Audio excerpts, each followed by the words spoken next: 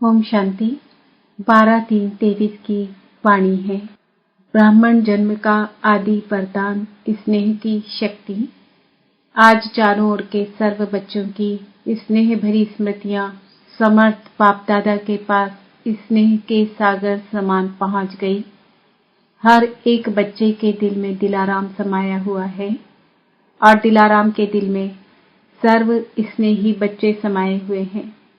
स्नेह बहुत बड़ी शक्ति है। स्नेह की शक्ति मेहनत को सहज कर देती है। जहाँ मोहब्बत है वहाँ मेहनत नहीं होती। मेहनत मनोरंजन बन जाती है, खेल लगता है। स्नेह की शक्ति देह और देह की दुनिया सेकंड में भुला देती है। स्नेह में जो भुलाना चाहे वह भुला सकते हैं, जो याद करना चाहे उसमें समा जाते हैं। स्नेह की शक्ति सहज समर्पण करा देती है। स्नेह की शक्ति बाप समान बना देती है। स्नेह सदा हर समय परमात्मा साथ का अनुभव कराता है। स्नेह सदा अपने ऊपर बाप की दुआओं का हाथ छत्र छाया समान अनुभव कराता है। स्नेह असंभव को संभव इतना सहज कर देता जैसे कार्य हुआ ही पड़ा है। स्नेह हर समय निश्चिंत अनुभव कराता है। स्नेह हर कर्म में निश्चित विजयी स्थिति का अनुभव कराता है। ऐसे स्नेह की शक्ति अनुभव करते हो ना। बाप दादा जानते हैं कि अनेक जन्म अनेक प्रकार की मेहनत कर थकी हुई आत्माएं हैं। भिन्न भिन्न बंधनों में बंधी हुई आत्माएं होने के कारण मेहनत करती रही है। इसलिए बाप दादा मेहनत से मुक्त होने के लिए सहज विधि स्नेह की शक्ति सभी बच्चों को वरदान में देते हैं। अपने ब्राह्मण जीवन के आदि समय को याद करो तो जन्मते ही सभी को स्नेह की शक्ति ने ही नया जीवन दिया। रिटर्न में सदा स्नेही भव। सदा स्नेह के वरदान द्वारा सहज उड़ती कला का विशेष फिर से वरदान दे रहे हैं।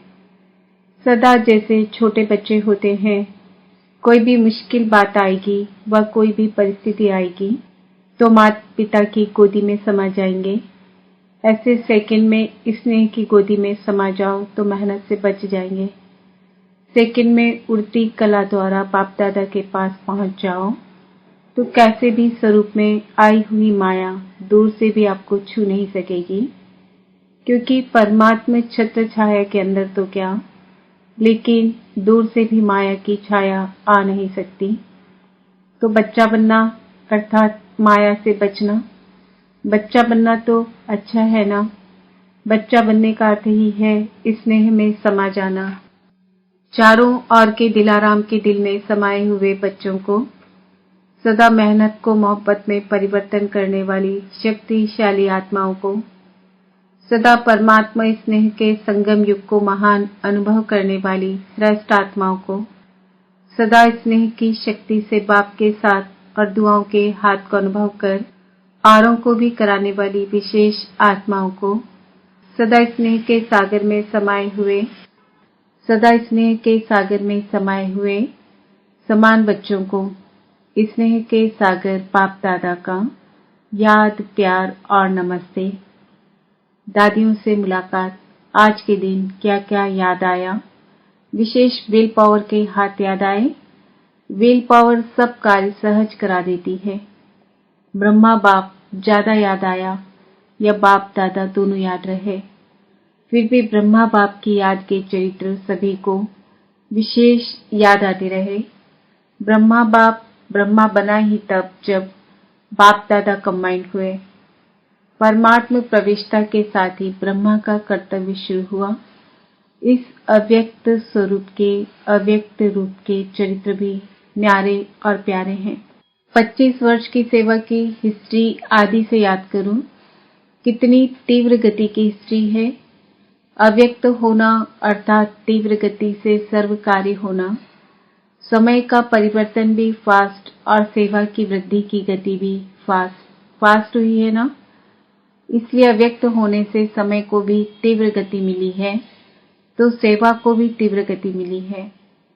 अव्यक्त पार्ट में आने वाली आत्माओं को भी पुरुषार्थ में तीव्र गति का भाग्य सहज मिला हुआ है।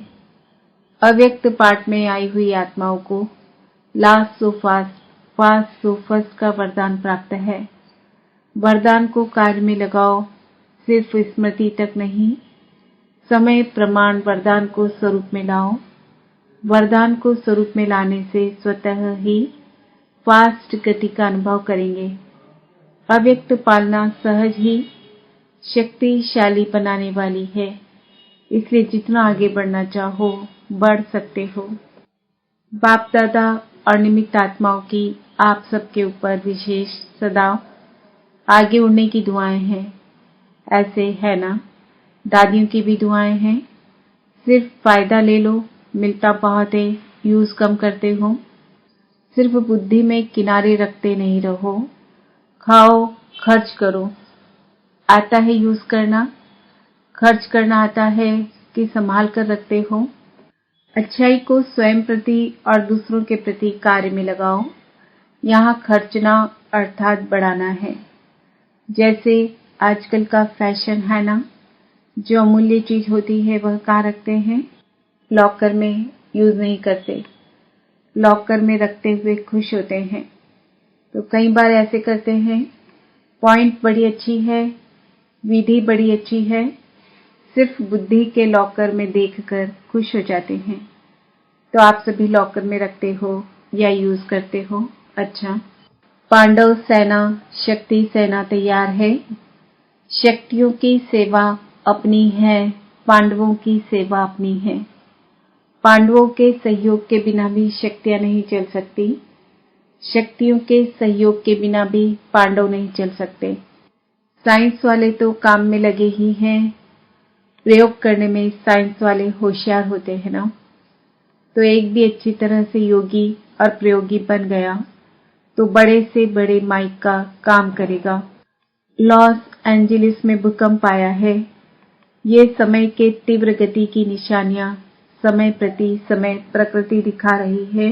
अच्छा, फल की इच्छा छोड़ रहम दिल बन शुभ भावना का बीज डालते चलो। बाप दादा द्वारा सर्व बच्चों को इस संगम युग पर विशेष कौन सा खजाना मिला हुआ है?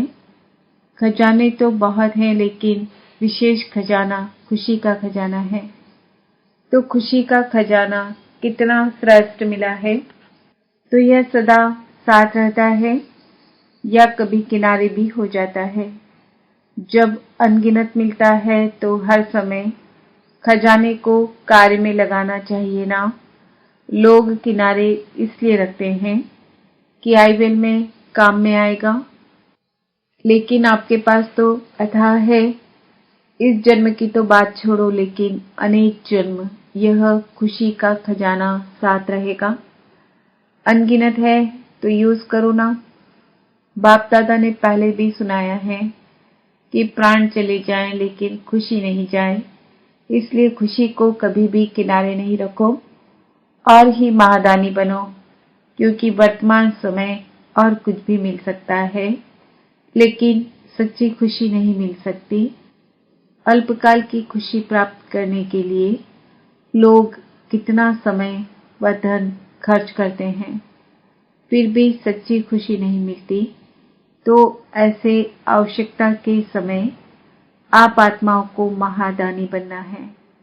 कैसी भी अशांत आत्मा, दुखी आत्मा हो, अगर उसको खुशी की अनुभूति करा दो तो कितनी दिल से दुआएं देंगी।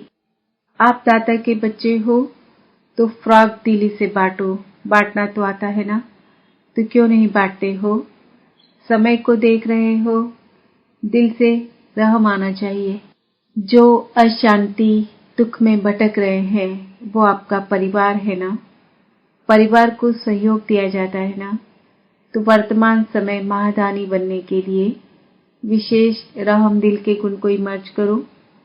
आपके जड़ चित्र वरदान दे रहे हैं तो आप भी चैतन्य में रहम दिल बन बांटते जाओ, क्योंकि परवश आत्माएं हैं। कभी भी ये नहीं सोचो कि ये तो सुनने वाले नहीं हैं, ये तो चलने वाले नहीं हैं। नहीं, आप रहम दिल बनो, देते जाओ।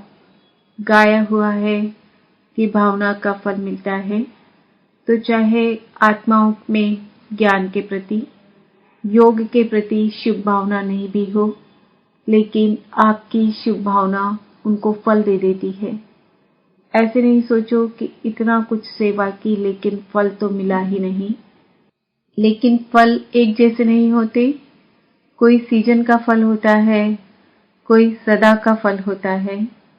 तो सीजन का फल सीजन पर ही फल देगा ना। तो आपने शुभ भावना का बीज डाला, अगर सीजन का फल होगा तो सीजन में निकलेगा ही।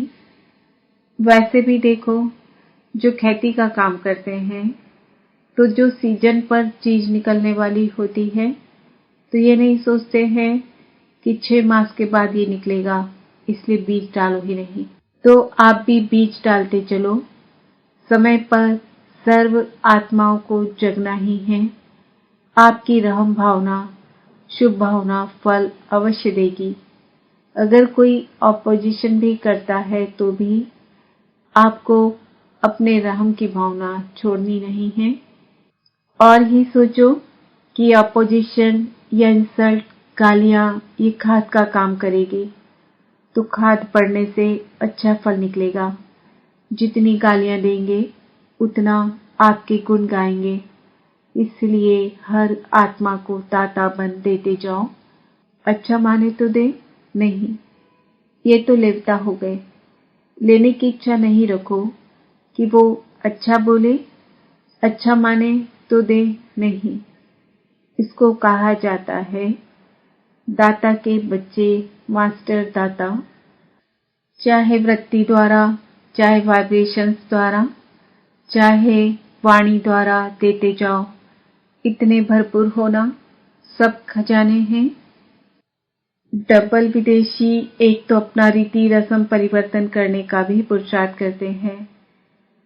बाप दादा देखते हैं कि उमंग उत्साह मेजॉरिटी में अच्छा है।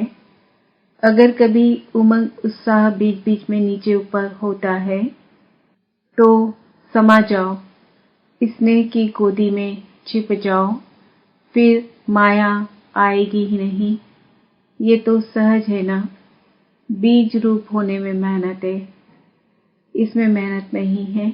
और कुछ भी नहीं आए लेकिन स्नेह में समाना तो आता है कि ये मुश्किल है। अभी मुश्किल शब्द नहीं बोलना। नीचे आते हो तो छोटी सी चीज बड़ी लगती है, ऊपर चले जाओ तो बड़ी चीज भी छोटी लगेगी। फरिश्ते हो या साधारण मानव हो, फरिश्ता कहाँ रहता है? ऊपर रहता है या नीचे? तो नीचे क्यों ठहरते हो? अच्छा लगता है? कभी कभी दिल होती है नीचे आने की, नहीं फिर क्यों आते हो? बाप का साथ छोड़ते हो तब नीचे आते हो। महादानी वरदानी बनेंगे या खुद बाप के आगे कहेंगे शक्ति दे दो, औरों को भी शक्तियां दो। अभी फास्ट पुरुषार्थ कर आगे उड़ते चलो। वरदान, खुशी के खजाने से संपन्न बन, सदा खुश रहने और खुशी का दान देने वाले महादानी भव। संगम युग पर बाप दादा ने सबसे बड़ा खजाना खुशी का दिया है। रोज अमृत वेले खुशी की एक पॉइंट सोचो और सारा दिन उसी खुशी में रहो। ऐसे खुशी में रहते दूसरों को भी खुशी का दान देते रहो। यही सबसे बड़े से बड़ा महादान है, क्योंकि दुनिया में अनेक साधन होते हुए भी अंदर की सच्ची अविनाशी खुशी नहीं है। आपके पास खुशियों का भंडार है, तो दान देते रहो। यही सबसे बड़ी सौगात है। स्लोगन, महान आत्माओं का परम कर्तव्य है उपकार, दया और क्षमा। आज का सम्मान है, मैं आत्मा महादानी हूँ।